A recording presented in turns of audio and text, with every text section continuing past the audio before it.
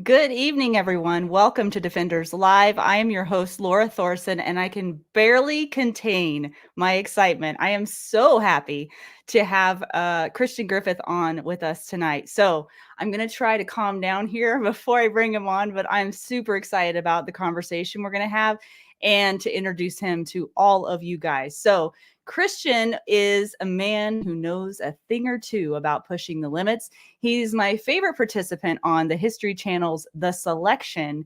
And hopefully those of you that were tuned in last week did your homework that I gave you and watched The Selection. And if you haven't, you should, because in that show, Christian shows incredible heart, integrity, and pure grit for sure. But as I've learned more about him, I've realized that this being on the show has just been the tip of the iceberg of Christian's achievements and the mission that he's on, which is very important. And we'll learn about that. Now, you may be wondering why I chose Christian to be on Defenders Live, because aren't we building defenders on this show, right? Isn't this a gun show? No, it's not. It's not a gun show. But we are building defenders and we're growing defenders. So as I've said many, many times, the defensive tool of choice is a very small part of the equation of being a defender. And really, what kind of a defender are we if we do not know or have ever tested our own limits and embraced uncomfortableness and done really sucky things in our lives under pressure? I don't know about you, but I really don't want the unfortunate experience of having to defend myself be the first time that I'm ever confronted with how I really operate under stress. I would say that'd probably be the worst time to know. So I'm looking forward to learning along with some of you the lessons that Christian has learned along his journey and just how he was able to endure unbelievable and extreme mental and physical endeavors and some of the things we'll be talking about tonight. So stay tuned for that. We'll have him on here in just a little bit, and I don't want to waste any time, but I just want to say, hey, if you're new or watching this as a replay, welcome. We're so glad that you're here. Please drop in the comments where you're watching from. We always want to hear from you. Adam Winch, the founder of Defenders USA. I'm rushing because I want to get to Christian. The founder of Defenders USA is back with us tonight, helping me behind the scenes. If you see him pop on the screen and his dog, his trusty, loyal dog, don't be alarmed. He may have comments or questions to add during the show. Did you have something to say, Adam? Yeah. Hey, Laura, I can't wait Yeah, to watch Christian. People, I you guys know. got to go see his stuff. I Next, know. hey, I just got done running a dry fire clinic for a Christian school locally, and I turned them on to Ed Monk. If you guys get to watch Ed Oh, Monk, you yeah. should. And Yep. anytime you go to dry fire, do it. Yep. Dry fire. Dry fire is live. Okay. All right. So I said that. Okay. So we have a couple announcements and then I will bring Christian on. So Defenders Live is now officially on almost every podcasting platform out there, including Spotify and Apple Podcasts. So be sure to subscribe there, leave a review if you like what you hear. And if you don't want to miss another episode of Defenders Live, go to defenders-live.com and go to the bottom of the homepage. You can sign up for those email notifications, and I will send you an email every week with what to expect coming up. You can also join our new public page on Facebook. There's so much to tell you. And don't be shy. If you have comments, make sure that you banter in the comments during the show. If you have a question for Christian during the show, put that in the comments as soon as it pops in your head. We'll have a live Q&A at the end of the broadcast if anybody has any questions. And also stay tuned at the end for a big announcement for what to expect for next week. Oh man, I'm so excited. My heart is pumping. All right. Well, I see we've got some people shouting out. Someone in Three Forks is in the house. Kathy and Lynn from Arizona. Glad to see you. Haven Defense Co. from Colorado. Thank you for joining. Hey, Scars from Ohio. I see you as well. And Heather from Arizona. Oh, and Scott is back from Fort Worth. Good to see you. Brian from Whitehall. Hey, Brian. I'm glad you're tuned in. And somebody from Helena. I can take a couple guesses who that might be, but it's somebody watching on a private group, so you can't see the name. Anyway, thank you guys for tuning in. I'm going to get into the bio now for Christian Griffith so we can get on with the show. Okay. Christian Griffith is an extreme athlete with extreme grit. As a survivor of child sexual abuse, he has made it his mission to be an advocate for children. In 2018, he ran 3,142 miles across the United States from New York to California, and he did this by running 30 miles a day for 5 months straight to inspire those who have been abused to break their silence and to raise $1 million to prevent and treat child abuse. Christian has competed in over 100 races of marathon distance or farther, racing over volcanoes, across deserts, and through infested swamps all over the world. He's earned his 50-mile bib at the World's Toughest Mudder on CBS, took a beating on American Ninja Warrior on NBC, and survived hell as a finisher. That's true, he did. He survived hell as a finisher on the Selection Special Operations Experiment on the History Channel. He has also successfully completed the I'm going to butcher this, Fuego Y Agua 100K Trail Ultramarathon in Nicaragua more than 3 times, which is more than anyone else in the history of the race. He is spreading the message of treatment for those who have been abused and says it's the only way out. He says that he wants to prove that your past does not have to be your future. And he says, quote, "I'm not proud of who I've been in the past, but through my current relationships, EMDR therapy, and a solid dedication to change, I have turned things around. Am I perfect? Nope, but I will never stop trying." He also says his experiences have taught him that you can always do more than you think you can, and he encourages others to never, ever quit. Not even when someone tells you that you are too old, too slow, not strong enough. Wait, I get told that all the time, Adam Winch, not strong enough, and not keeping up. He says, go until the wheels fall off and then ride the axles. Never quit, never, never quit. All right, so let's welcome Christian Griffith onto the show. Hey, Christian. Well, it's very nice to be here. Yeah, I'm super stoked to have you. I'm trying to calm myself down because I'm so excited. I don't know if an hour is going to be enough time to get through all of the questions that I have. And I also have some clips queued up from the show, the selection that I wanted to show the audience as well. And it's going to be really important when we do that for you to kind of lay the groundwork before we watch the clip so that people can really get an idea of where you were during that. So let's start with the selection. Are you good with that? 100%. Okay, cool. So the selection, for those that have never seen it or they don't know what it is, what is kind of a nutshell synopsis of that show? Well, the show title is actually called The Selection Special Operations Experiment. And the idea was to bring different individuals from different sports, right, to Los Angeles, put us through special operations selection training to see who could make it. And, there were different thoughts on, what type of individual could actually get through this kind of training. And so I actually was there representing ultra running and obstacle course racing. I would, as you mentioned when we talked pre-show, I had long hair, a long beard. I was living in a tree house in Nicaragua at the time. So it was an interesting experience for me. I think really what attracted me to it was that military aspect of it. I've always wanted to join the military and never had that opportunity. I was always talked out of it by my grandfather. So you mentioned that in this clip that I want to show, but I also, before we show this clip, because this is the Man in the Arena clip. So before we show that, could you explain, because Man in the Arena has always been my favorite. I wouldn't even say it's a quote. I mean, it's a paragraph, but it's so powerful. And you recited this by memory after not sleeping for 2 days. Is that right? Yeah. And, it's like you, it has huge impact on me. I knew of it before I got there, but I certainly, never had it memorized. I'd, read it like you have read it in areas where there was a need for inspiration. Right. But when we first got to the hotel, they hadn't. So once you had been selected to do the show, they brought like 40 of us to Los Angeles and put us in a hotel. And they told us in our paperwork, hey, we're going to have cameras around the hotel.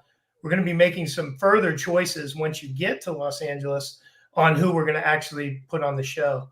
And so they put us through various exercises. And one of those exercises was giving us the man in the arena. And they said, it's very important that you memorize this. We're not going to tell you why, but you need to memorize this. And it was really interesting. They were watching behind the scenes as who was going to take it seriously, who was going to kind of, fluff off, who was going to pay little attention to it, who was going to dive in, and there was a subset of us that were just like, hey, we were told to learn this, we're going to learn it. And we sat around and we spent time learning it, doing different pieces of it together. But ultimately, the very first time I read it, I said, oh, I totally get this. Like, this is everything that I'm about. So that also made it easier for me to memorize. And yeah, so of course I did get selected for the show, and I think we were on day 3. And so there's so much to say, but so for the beginning part of the show, the first 4 days, first 5 days, they just literally beat us down, right? Just beat us down. The whole goal was to see who had strong enough why to be there. If you watch the show, you see people just, falling out left and right. And they really just wanted to find out who really wanted to be there. And, so part of that beatdown was, little to no sleep, and then when you did fall asleep, they'd come in and jam music and bang trash cans and kick over your bed and make you fold stuff and just all kinds of nonsense. Right. But the idea was just to keep you up. So, but it was, I would say, a good 48 hours, maybe pushing even more, that I had not slept. And for whatever reason, man, it just came to me. When they asked me to say it, it just this clip is so powerful. And it speaks to, I mean, we can sit here, I can ask you questions. Well, why did you want to be on the show? Blah, blah, blah, blah, blah. But this clip says it all. Like in 2 minutes, it says it all. It shows your why, and it's raw. It's so raw and powerful. And by the way, people need to know you were the oldest contestant on the show, right? You were 45? Yes. At the time, I was 45 years old. The second, I guess the second oldest, the person under me was 32. So I was the oldest by 13 years. Yep. Yeah. And one of the other kids that finished with you, wasn't he like 18 or 19 or something?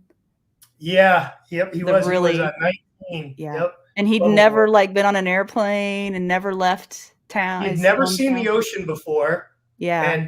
And he took a beating in the ocean. He'd never seen the ocean before, never been on an airplane before, never been through anything like what he was put through, but he just simply had it. I almost queued up his clip too, just to show, but I thought, no, it's about Christian. I need to just put Christian clips up there, but maybe I can get him on the show. That'd be cool. it would. He's cool, man. Logan, we've stayed in touch for the whole time. Yeah. Okay, let me see if I can cue this up here real quick. Let me know, guys, if you can't hear it. But this is towards the beginning, and this will give you a little bit of framework as to who Christian is and what part of what they did to him. There's more of that to come, but let me see if I can get this to work.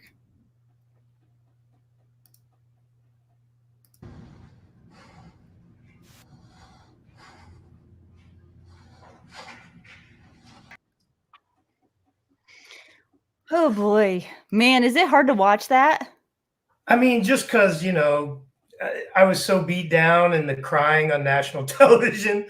Oh, hey, brother, I cried last week on the show, so I hear you.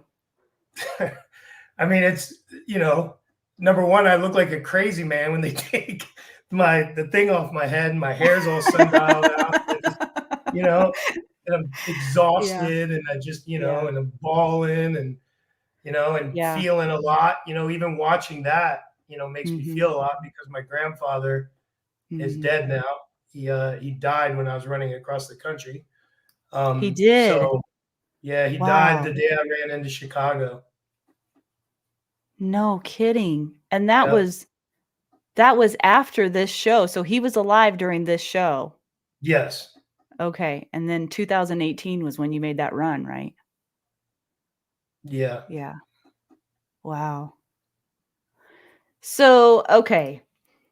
Where do we go from here? So let people know I'm not going to play a clip of everything that happened, but what were some of the things that they had you like the water experiment they had you do? They had you out in the ocean. They also, I don't know what it's called. There's a name for it where they tie your feet and hands together and you have to do the breathing. What is that? It's called drown proofing. Drown proofing. Well, okay. It wouldn't proof me of drowning, but okay. But you're comfortable with water, so, right? I am comfortable with water. I feel like that was an advantage for me in that particular evolution. Yeah. I remember even one of the SEALs coming up to me and saying, hey, Christian, because he knew I surfed, they did a lot of research on you so that they knew how to kind of push your buttons, right? Mm-hmm. And he's like, hey, Christian, seen you on social media. I've seen you. You're one of those surfer dudes, right, man? You're like a surfer dude, right? He's just trying to get under my skin. He's like, we'll see how good you are in the water, right? So I was worried, and they were constantly doing that, right? Like, right. And I'm sure that anybody watching the show that has actually been through the military or actually been through special operations selection training, that whole mental game is huge, right? That's like, quite honestly, I would argue that your physical game can be nowhere near what your mental game needs to be. And, so they were constantly, taking jabs, like they're taking jabs at my age. I think I told you one time, dude, one of the Ray Care, one of the really crazy instructors, like just always in your face, he'd come up to me, go, hey man, he put his arm around me, hey man, why don't we just go to the hotel, we can get a steak, we can have a drink. You don't want, dude, old man, you don't want to be out here suffering, man. We're gonna have you out here for like a month, man. You don't want to do this, you don't want, and they just constantly try to talk you out of it. Right. But just some of the interesting things we did. They put us, like I said, they smashed us with just a tremendous amount of PT, physical training. Climbing ropes with 20-pound weights on our back. They put us through gas, where they gassed us. And that was pretty intense. I had never been gassed before. It's a really tough feeling. But I thought it was a really cool evolution because, again, like they're trying to weed out the weak from the strong. And that was a great evolution because you see the people that run out. And the people that stayed. And the people that stayed, no matter what. And they're very right when they say that, you look around and you look at the people that stayed and you look at the people that run out, and you're going to rely on the people that stayed. I mean, you right or wrong, you make a judgment call about those people that ran out, and they, you'll be nice to them, but they are loosely not in your tribe. Right. And they typically didn't last anyway. They did, and that was a cool thing. So I told you, after about the third or fourth day of beating us down and finding out who wanted to be there, it actually became very educational. They taught us a lot, which is what they do in any special forces, right? Is these guys have to learn a lot. We learned how to build hides, and then we had to actually build our own hides in groups, which is what a hide is digging yourself into the mountain, really, and not being camouflaging yourself. Yeah. Right.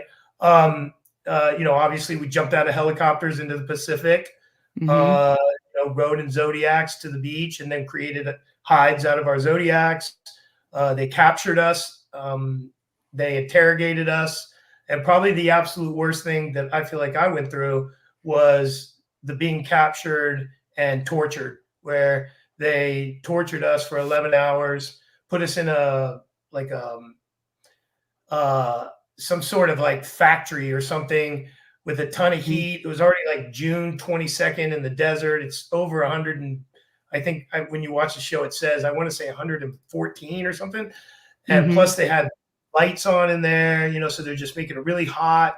You have to pee on yourself. They don't take you to the bathroom. You don't have bathroom breaks. You just pee. Yeah, they didn't show that on the show, though, did they? I can't imagine the smell. Oh my gosh, the smell. Oh, it was horrible. Well, they would pour water on you, cold water on you constantly, both to shock you, but also clean you up a little bit. And, we had goggles on that were blacked out. So we had no idea what was going on. We had no idea where we were, what was happening. I actually have a clip of that. Is it all right if I show just a little bit of that for everybody to get a taste of what that was sure. like? I think Yeah, let me pull that up, guys. Again, let me know if you can't hear it. There's a little taste of it. I mean, I literally could just watch the whole show, but I'm not going to do that. No, I But so know. that was the hardest part for you, right? You said? Yeah, because it was just so long, and Bert says, we didn't know. Like when you don't know, it's like it's Right. so hard for people who have never been through it. But when you just don't know, like you don't know how long you're going to be there, And you and can't see a thing. It's you can't complete see a black. thing, Yeah. and a lot of bad stuff is happening to you. They're firing off stun guns right by your ear, and just anything to make you super uncomfortable. That noise you heard in the background is just a baby crying on a loop for 55 seconds. So in a loop of 55 seconds. So it goes for 55 seconds. Then there's 5 seconds of silence. And that tortures you because you're like, oh my God, please let it be over. And then bam, it comes back. Yeah. And it, wah, wah, wah, wah, and it stops for a second. You're like, please let it be over. Bam, it's back. And it's a well-known, I researched it afterwards. It's a well-known psychological fact. That's why they do it. But a baby crying is one of those things that makes most people extremely anxious. Yeah. Oh yeah, it does me. Yeah. Yeah. So yeah, it was horrible. That was really horrible. I was very close to quitting. It was all I could do to not quit. We lost, I think, 9 people during that evolution. Wow.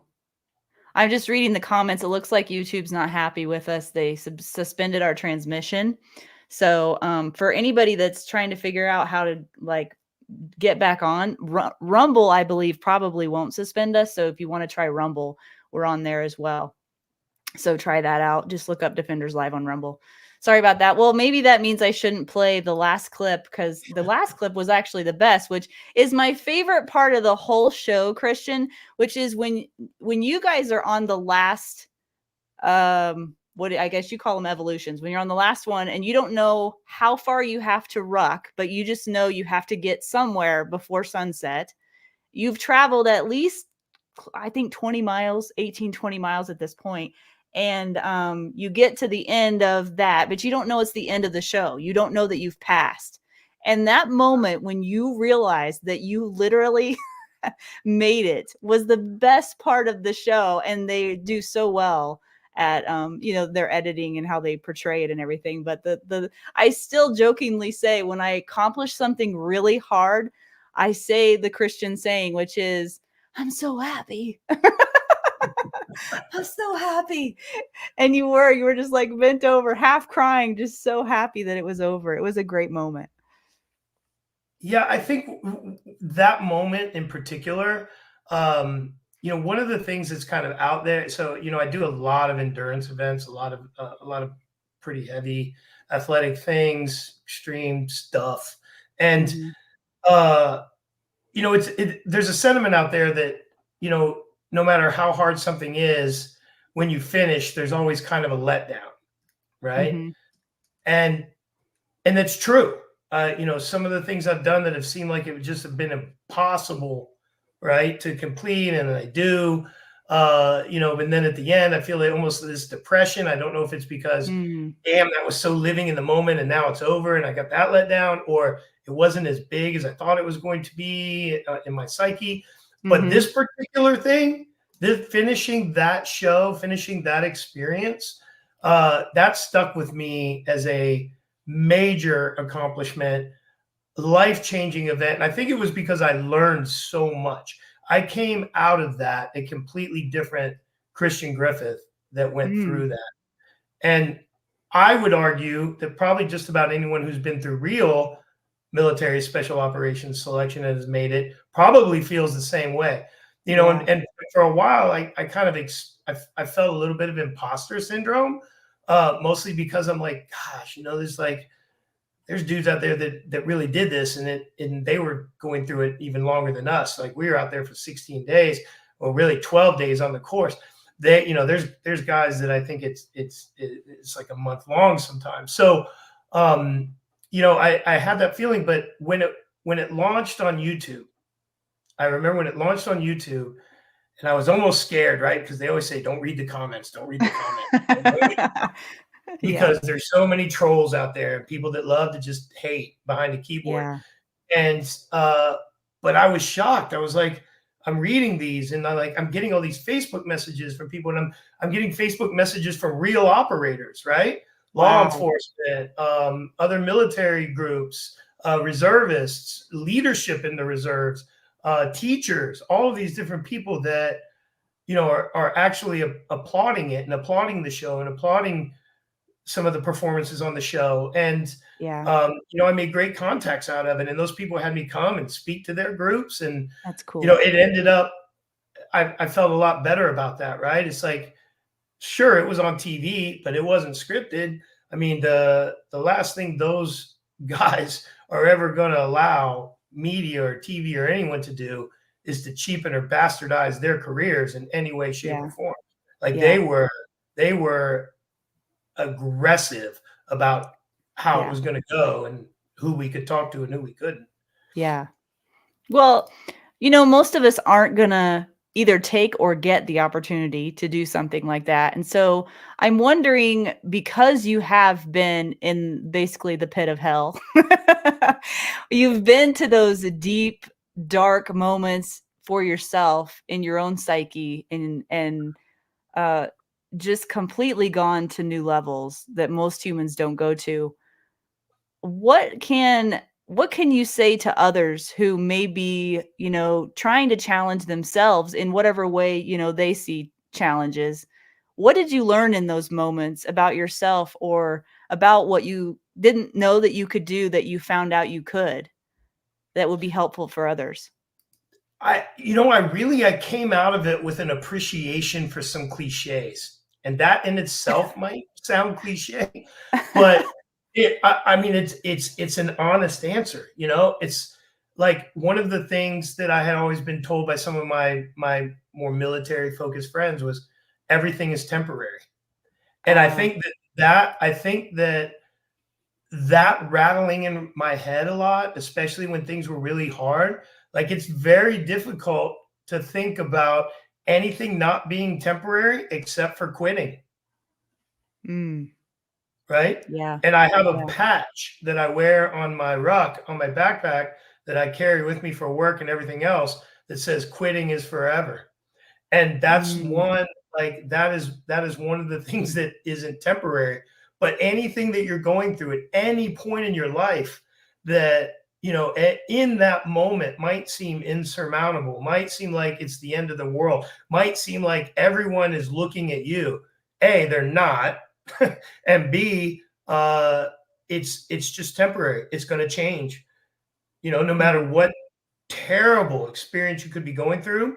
And quite honestly, same thing with happiness and great fortune. It can be here now and gone tomorrow. And so I think that everything is temporary was huge for me.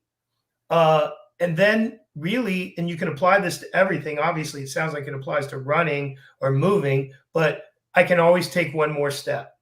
No matter how beat down I am, no matter how bad everything sucks, no matter what is going on in my life, I can always move a little bit forward. I can do a little bit here, a little bit there. And at the end of the day, all those little bits here and a little bit there, how do you eat a mountain? One bite at a time, right? And so that was something that kind of stuck with me through the process, and something that I kept up with. And then lastly, I would say becoming comfortable with the uncomfortable. It's what I think has allowed me to talk a lot about my sexual abuse.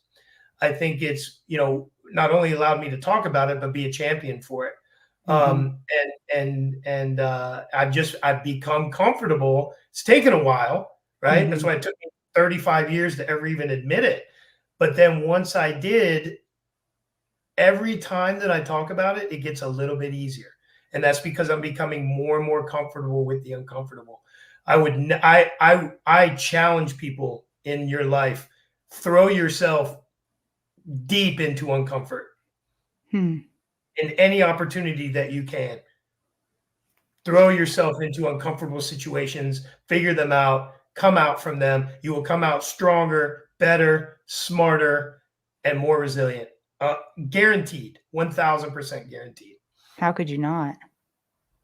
Well, so then I'm curious too, what your has your take or your perception of fear changed through the experiences you've had in your life? I mean, what is your, I don't know what the word is. I can't think of it. Your take on fear. It's like, do you ever become fearless, or do you just learn to live with it and use it to your advantage? I think that you learn to live with it and use it to your advantage. In gosh, what was it? 2015 in Nicaragua, I had a gun held to my head.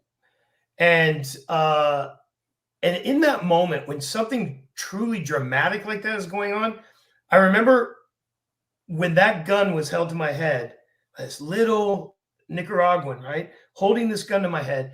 I remember thinking to myself, I feel like I'm on TV. Like this doesn't happen in real life. And what is going to be the end result of this? Like all of these end results are rolling through my head, but obviously the most obvious one was like, is this the end for me? Like right now? And what do I do? Right. And rather than cower in fear, I just tried to be smarter. And I think that, again, going back to the uncomfortable situation, but the more fearful, challenging, whatever you want to call it, right? Because for a lot of people, fear is doing this right here, talking, right? Like talking publicly. Whatever your fear is, if you put yourself in those situations as often as you can, I think you learn to manage them as opposed to get beat by them. And so, as an example, when that gun was held to my head, I looked at that kid, he looked at me, and I think that we sort of had this unspoken thing of, I'm going, you're smaller than me. I'm probably going to make a move towards you, or I'm going to figure something else out.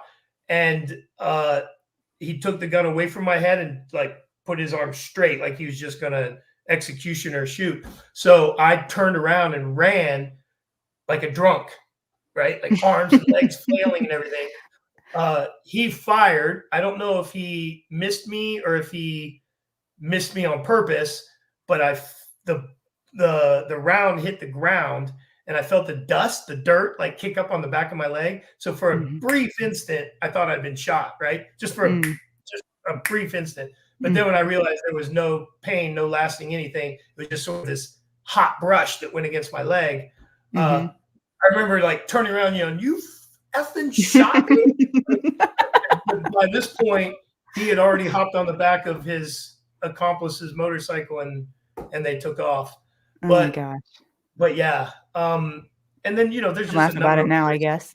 Use, but I think that the conclusion to all of that is putting yourself in fearful situations, things you are afraid of, tackle them head on, practice them like you would anything else, like you would any other skill. That's really good.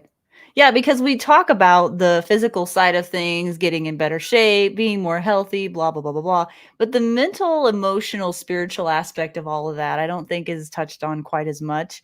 And it's all really connected because whatever it is that you push yourself to do physically takes a lot mentally. And like you said, maybe even more.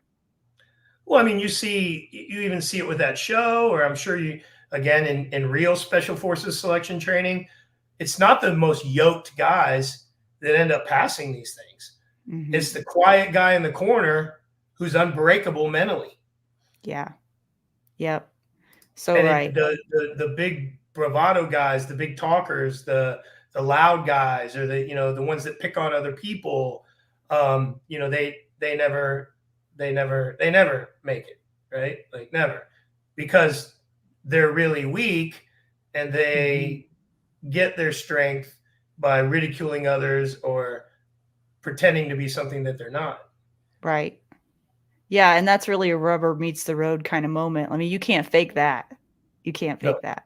No, not for very long. Okay. Yeah. Well, the hours are flying by, so I'm trying to decide where I can go next. So let's talk about this. You ran 30 miles a day for 5 months straight. I can't even imagine, first of all. how you would even prepare for that or live through it. But I do know you had like a medical team involved in that, and rightly so. I guess let's talk about the reason why you did that, because I think that's the reason why you do everything. Let's talk It about the is now, why. yeah. Yeah, and I've got some stats here I pulled from your website about that, but let's dive into that, and we can talk about your organization, Run to Heal. Sure. So, like I said, I was sexually abused as a child. I say it candidly because, again, like I said before, every single time I say it, it makes it more real, makes it easier to talk about. I was sexually abused by women and men. I was sexually abused by my own mother from the age of about 13 to 15, really until I had crossed the line of puberty. Her thing was prepubescence. And then I was also raped by a couple of men. And the mom thing, like as weird as it sounds, like everybody probably thinks, wow, that's horrible. And, you know, now in my life, it truly is. In the moment, I didn't necessarily know it was horrible. I knew it was weird, but I didn't necessarily know it was horrible because that's my mom, number one. Number two, I have no other frame of reference for that level of relationship. And but when I was sexually assaulted, I hate saying that word. I hate the victim word, but when I was sexually assaulted by these men, that was what I was most traumatized by in the early years, because it was the 80s. Everyone was talking about AIDS. And if anyone, like, it wasn't cool like it is now to be gay. In the 80s, it wasn't cool at all. And people were, right or wrong, I'm not, in this whole politically correctness thing at the moment. I'm just saying that at that time, I didn't want anyone at all to question my sexuality or to think that I was gay. And I was angry because I didn't really have a say in it. Like, these guys did this to me. And in my mind, in my 14-year-old mind, because it happened, does that make me gay?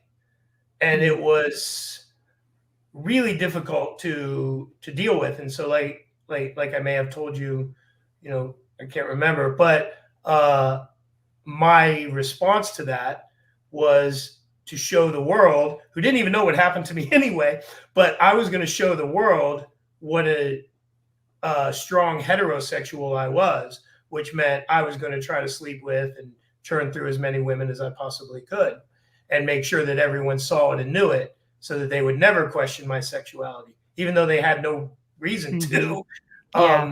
So, throw that on top of the mom stuff, and that's been a lot to unpack.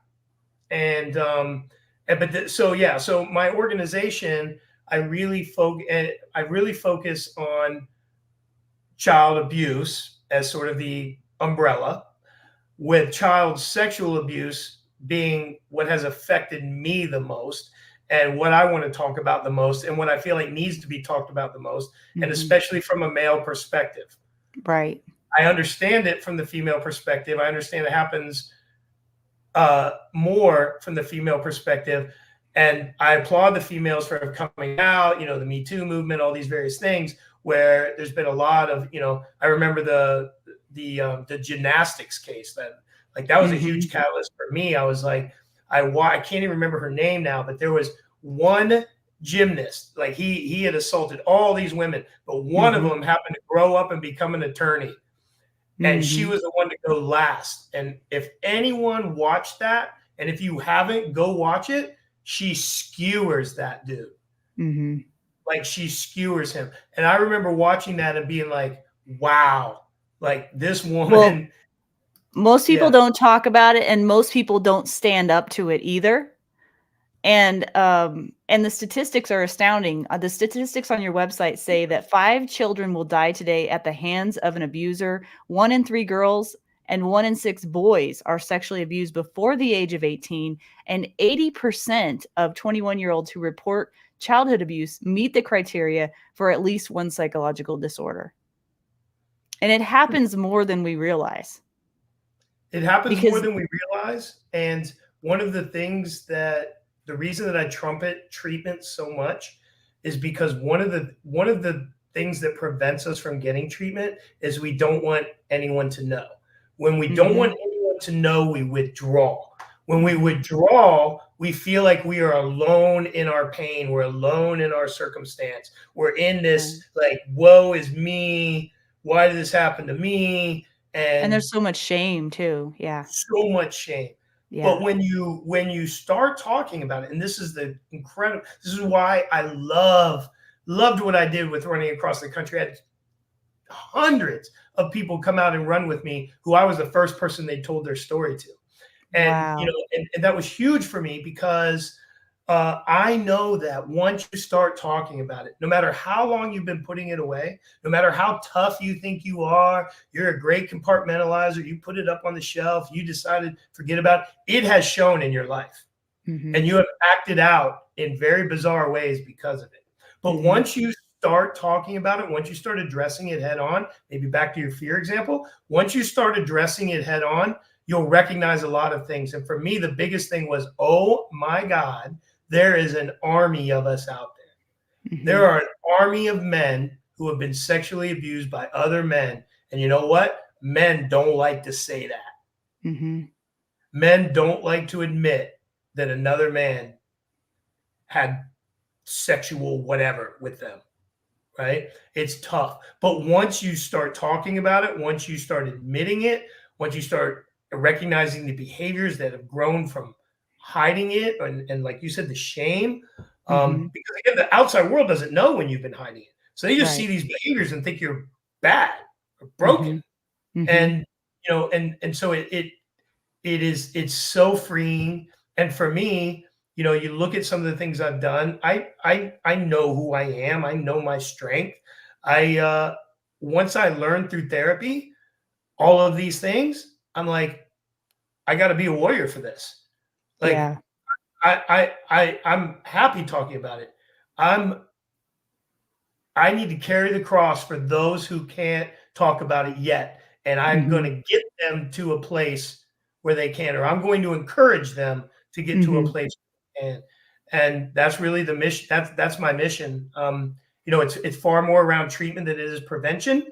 Because if you would have come up to me when I was 14 years old and said, hey, if anyone's touching you, turn them in. Yeah, it's my mom. I'm going to turn to my mom. Where am I going to go? What am I going to do? So prevention for me, while I respect the people that are behind it, I know their heart's in the right place, everything. But as someone who's been through what I've been through, prevention would have never worked on me. But treatment, 100%. Yeah. And that's a strong mission that you carry in everything that you do, I've noticed. And I just want to remind you guys, because we don't have much time left, if you have questions for Christian, put those in the chat now, because we're going to do a live Q&A here shortly. So let's leave with this. Sorry, I'm such a chatterbox. No, I love it. I could talk to you for a whole other hour. I kind of wish we could have done like a 2-hour special or something, but because I didn't even get to all the questions. There's just no way to. But I just wanted to make sure that we hit on the most important things. And I think that we have. Maybe we could do some questions, and then I'll, at the end here, before I break you loose, maybe you can, give everyone your final message. But let's see what we have in the comments here for questions right now. You good with that? 100%. You're so like free-spirited, easygoing. It's so nice. Okay, here's one. This person wants to know, I wonder, Adam, what are you doing back there? I wonder if you have any spiritual background that has helped you through the selection. Very interesting question. I have a lot of Christian friends, and a lot of my Christian friends have always told me, man, if we could just get you on our side, your testimony would be so awesome, and blah, blah, blah. And, and I've always admired what obviously not the false prophets, but I've always admired what I have seen to be devout Christians, right? Those who believe, and they're steadfast in their beliefs, and they're unshakable in those beliefs, right? I've always admired that so much. And I've always been like, man, I want to believe so bad. Like, I want to be just like you. I want to be able to say, you know what? I'm not going to worry about it because let go, let God. And I'm like, oh, I wish I could do that. You know, so, but the interesting thing, you know, I've done it all. Like, I've read Case for Christ, a number of different books. I've read them all from the scientific side to the more spiritual side. I really want to. I really want to, but I can't fake it. It's not true to me. I can't be one of those people that just like walks this walk that I don't can't totally embrace. But it's also true that everyone becomes a Christian on death's door. And when I almost died in 2012, which I had mentioned slightly on the selection, you know, my wife at the time was very, very strong Christian. You know, and I would go to church with the family, just make coffee, do crosswalk duty. I love shaking hands and talking to people.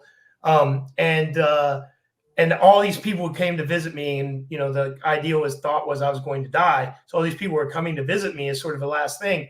But they would hold hands around me and pray. They would give me really nice crosses, wear around my neck. And that was super special to me. Like, I still have a lot of the crosses right now. I have one right outside. I could run and grab that I keep. But so it's, you know, it's always right there to me. I guess I would consider myself an agnostic in terms of that. I believe that there is something greater than me. I'm not that ignorant, right? I'm not that arrogant. I believe there's something greater than me. I just don't know that our human brains can understand what that is. And so that's kind of where I live with it. But I think that's a great question. It is a great question. It's a great question. And I appreciate your honesty too. That is so refreshing. You just are so honest about everything. And you have just such great qualities about you. I appreciate that. Thank you. I thought there were more than 2 questions, Adam. They're not? Oh, okay. Guys, I can't believe that you're just not filling up the chat with questions. Okay. So here's the last one, unless another person chimes in. How do you put past terrible wrongs against you aside and move on with such success? Man, this is a great question too. I haven't. I've experienced some success, but it's in spite of putting those terrible wrongs aside. When I ran across the United States, a big part of it was, of course, wanting to inspire and motivate others, get others to talk about their life. But I carry a tremendous amount of anger towards my mother. The things she did to me colored my sexuality and the way I approach sex for pretty much my entire life. And I had to reverse that and unpack that. And I carry a tremendous amount of anger about that she could do that to me. And one of the things that I learned in therapy was that you need to find forgiveness, not for her benefit. Who cares about how she feels about it? But you need to find forgiveness for yourself, because finding forgiveness for others is freeing for you. Doesn't matter if they accept it or not. It's all about freeing yourself from the chains of they have power over you if you can't forgive them.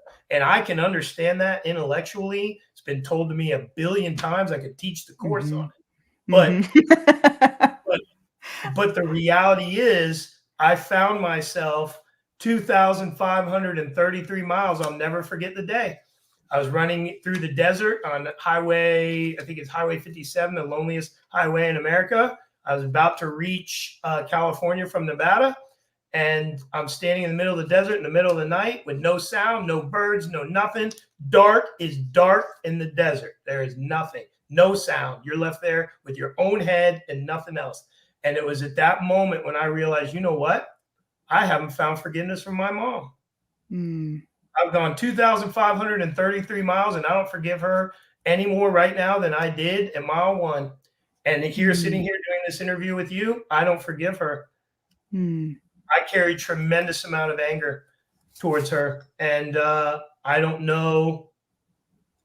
So to answer that person's question, I didn't. Dude, I love his honesty. I have to say one thing before you chime in, Adam. A good friend recently told me that forgiveness or not forgiving and carrying that anger and resentment is like drinking poison and hoping that the other person will die. Have you heard that before? He's heard it all, I'm sure. You haven't heard that? It's true, though. Makes sense. Yeah.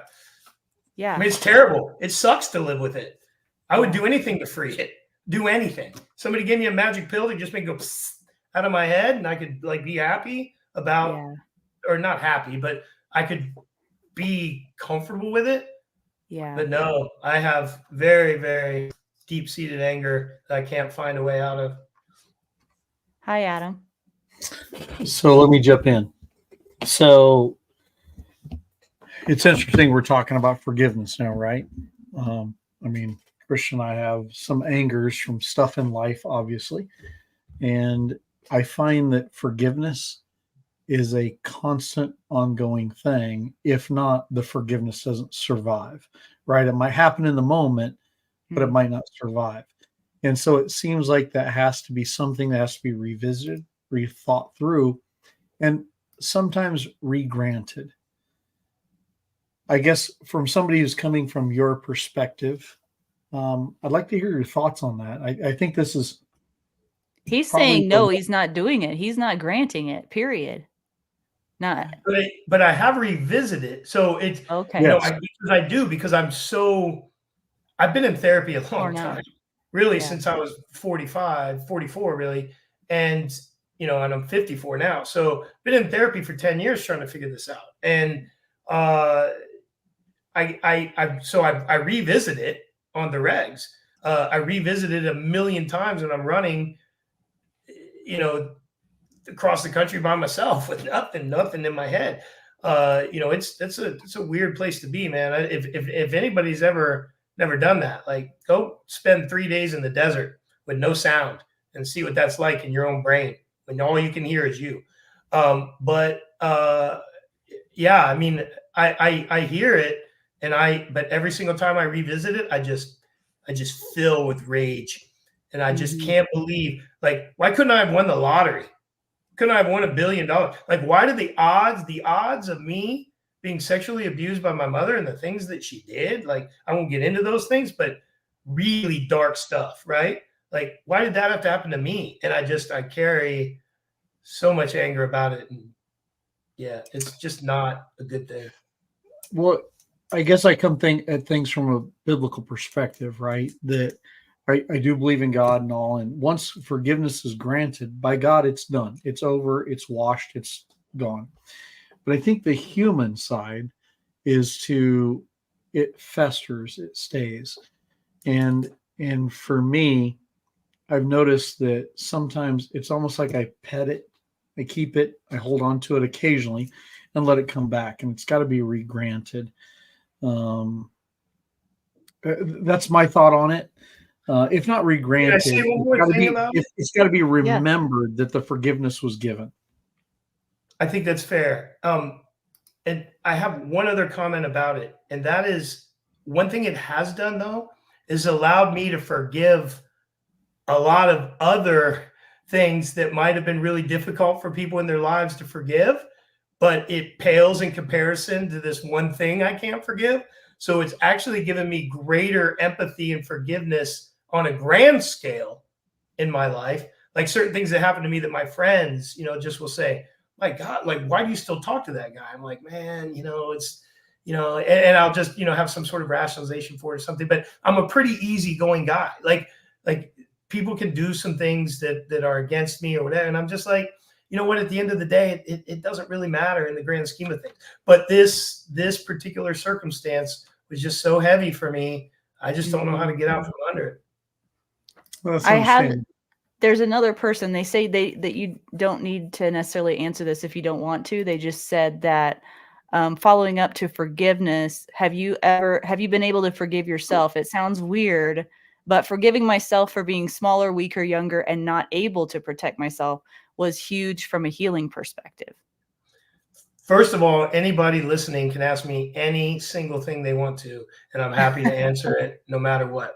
But to answer that question, it's an interesting question, because I think it sounds like you've been through this, and that's something they tell you in therapy as well, that, are you able to forgive yourself? Because, right or wrong, I was participatory in these activities that my mom was doing. It's not like she chained me to a fence, right? But I'm a 14-year-old boy going through puberty, and there were physical things happening to me that felt good. And so I was participatory. So a lot of times I struggle with that. I'm like, am I some kind of creep or weirdo? Like, like, what's wrong with me? Am I broken? Like, why did I participate in that? And now as a grown man, an educated man, a thinker, I certainly can understand why I responded that way, right? It's the same thing as becoming aroused when the men did that to me. It was a physical thing. It wasn't, I didn't want it, but it was a physical reaction. And anyway, it's taken me a long time. So yes, I forgive myself. Actually, I do. I don't believe that I played an active, cognizant, active role in it. I believe that I was manipulated. I believe at a stage in my life where I was easy to mold, and I was molded. And so I'm able to forgive myself for my participation in the acts, but I don't forgive the one who took me there. Mm-hmm. Man, it got deep. How did it get so deep? Always does, Mama. Always does. Every single one of these, every single one. It's because I don't mind talking about it, dude. And I know that there's people out there listening right now. There are people listening right now that this has happened to. There are dudes listening to this right now that have had this happen to them. And I would just, again, look at the statistics will tell you that, right? So I would just encourage anyone, just stop hiding from it, dude. Like, just stop. Yeah. Just stop. It's tearing you up. Well, forgiveness is a good thing to give and to grant to others, and to survive in that forgiveness. And I pray that day comes for you. And thank you. It's a struggle, though. I know what you mean. Yeah, it's a struggle. We did have another question come in about your grandfather. Oh, great. Yeah, they wanted to know if your grandfather helped shape you who you are today. That would probably be more, how did he shape you? Because we know that he did.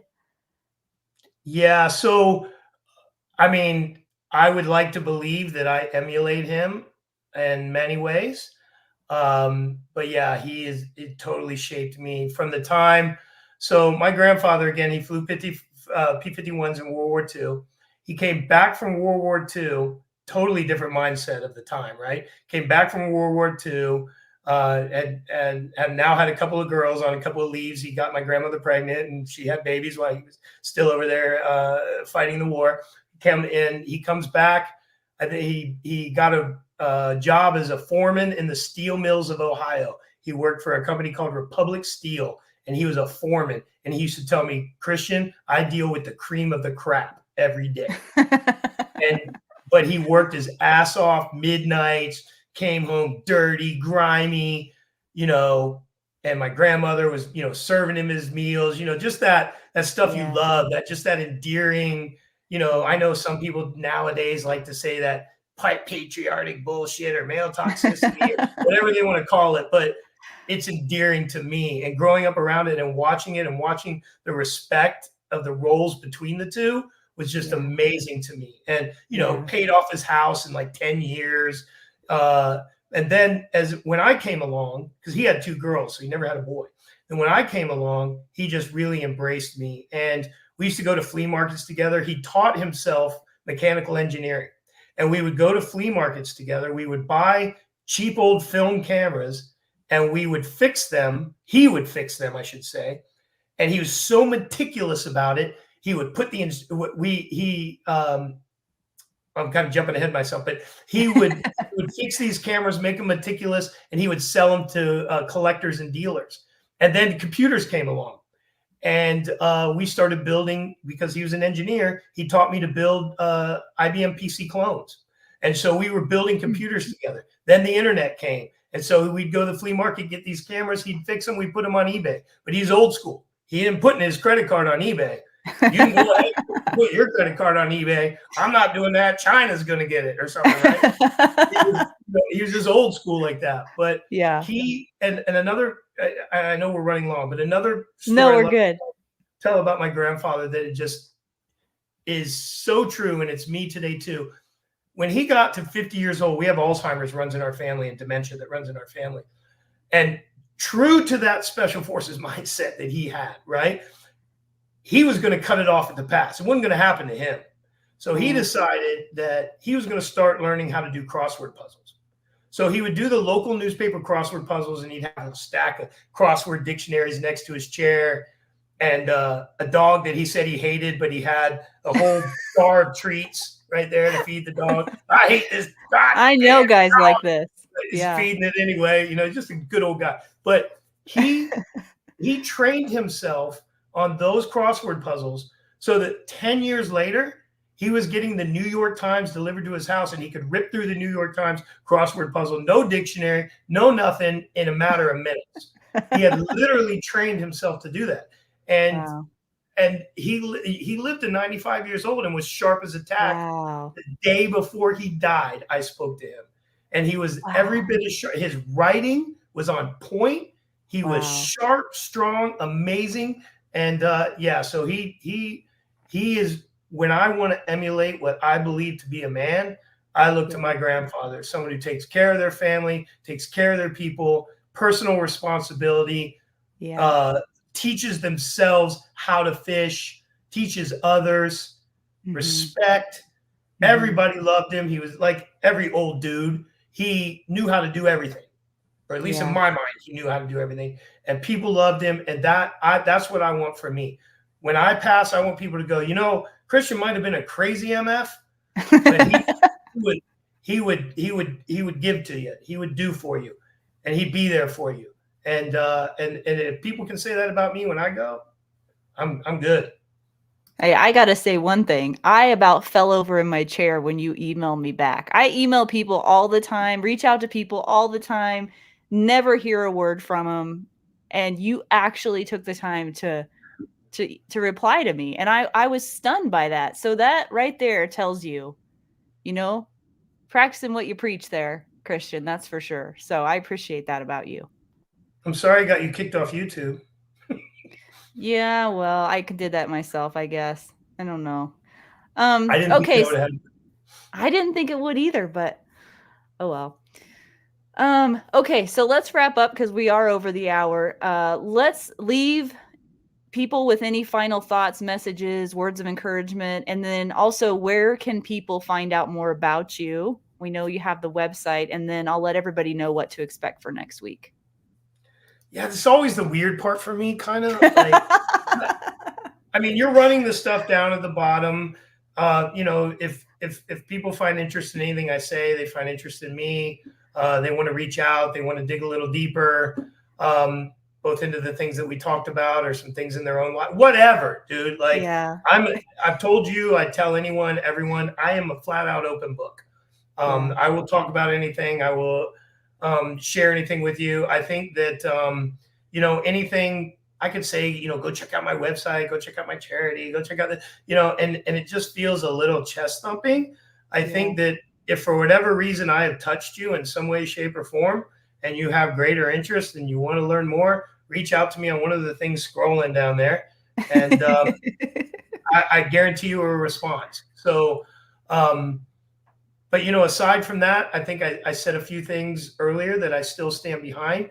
I think that the things that have made me stronger is becoming comfortable with the uncomfortable, putting myself in situations that require me to use strength, wit, and resilience to get through them, because those are the things that make you stronger in the end. I guess one last thing I would like to say, it's on my website that I told you didn't even have to post. But one of my favorite sayings is, we can always make more money, but we can never make more time. And I think that is just such a powerful statement, because really our time is our currency. The amount of time that your listeners spent listening to me, they could have been doing something else. Like, they paid to spend time with me. And to me, that's huge. And so, I just encourage people to be mindful about how you spend your time, because, it's ticking. And I feel like you don't really realize that till you get older. You get maybe a little older, a little wiser, but yeah. So, and where that plays into my message is that, if you have anything sitting in your brain, trauma of any kind, I hate the victim word, but if you're dealing with anything, any kind of trauma, face it head on, man. Just rip off the Band-Aid, dive in head first. And one other thing, especially as it relates to the sexual abuse, one of the biggest reasons that I had trouble coming out is I always thought, oh my God, what is everybody going to say? Like, what are people going to say? Are they going to believe me? Are they not going to believe me? Are they going to call me gay? Are they not going to call me gay? Are they going to, what is going to be their response? And I had nothing but positivity. Everything that I thought might happen negative never came to fruition. It was only positive. It was only love. It was only support. And while I can't promise that for everyone, I'm telling you that that's going to be the overwhelming sentiment when you open up to people that you trust and love, that, hey, I'm struggling with something. Yeah. And there'll be, and especially, I believe, within members of faith, right? There's always people that are willing to help you. And yeah, that's pretty much all I have to say. Again, people can reach out to me directly all they want. I love that. Well, thank you for your time tonight, Christian. Of course. Yeah, and stay in the green room if you would. Okay. I have a couple things I want to run by you before we leave here. And thank you again. Your honesty is so refreshing. Yes, ma'am. Thank you for having me on. All right, guys. So next week, I wish we had another hour with Christian. I really do. I've got even more questions here, but I want to respect your guys' time and Christian's, because he's on the East Coast. So it's maybe past his bedtime there. So a couple things here, and I'll let you know what to expect for next week. I just want to give a huge shout out to all of my paid supporters on locals.com. You guys are amazing. I love you to pieces. I appreciate all that you've done for me, and your support of the show does not go unnoticed. I do want to let you know that if you haven't already received in your inbox a private link to the early release of the Brian Hill story, be sure to check that. That should be in your inbox. And if it isn't, then get in touch with me. The Brian Hill story was just posted, I think, a couple days ago, maybe yesterday, and early release on Locals. And it is one of the most impactful interviews that I have ever done. It is 2 hours long, so you're going to need a big tub of popcorn to get through it. But it is worth every minute. And Brian speaks candidly about his dark past and the fight that he has faced to become healthy again in his life. It's a remarkable story, and he delivers a very powerful message of hope and transformation in that story. Again, it's 2 hours, so be prepared for that. So if you want to check that out, you can. It's right now released on locals.com. Go to Locals and search up Defenders Live in the Discovery tab. That's where you can find that. And then if you decide not to take advantage of that and you want to wait, you can see the world premiere. Can I say that? The world premiere of the 2 hour special that I'm going to have next Wednesday. So it's going to be a 2 hour long special next Wednesday, 7 p.m. Mountain Standard Time, of the Brian Hill story. It's going to be aired to the world publicly right here on Defenders Live. So hope that you stay tuned for that. It's going to be a roller coaster, but one that you will not want to miss. So I will see all you beautiful people next week. I want to hear all your comments and all your feedback in the comments. I read every single comment. So I want to hear from you guys, and I'll see you again next Wednesday. Until then, take care.